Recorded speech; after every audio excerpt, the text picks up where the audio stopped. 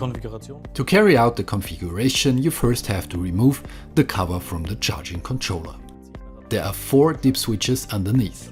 The lower switches are for configuring the maximum charging current, and the upper dip switches are for activating external releases such as Modbus or for teaching the master card. To teach the master card, put dip switch 1 upwards. Then briefly remove the fuse terminal and then switch it back in again.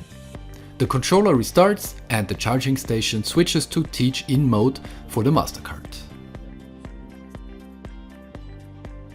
The LED briefly lights up green, which means that the master card has now been learned and all other cards that have already been taught are now deleted.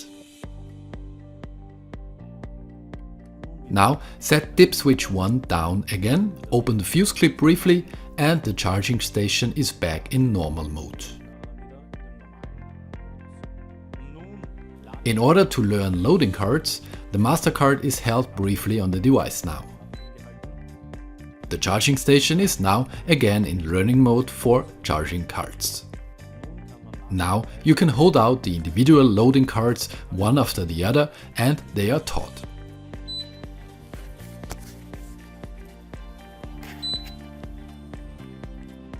After about 15 seconds of inactivity, the charging station is back in normal mode and you can use it normally for charging.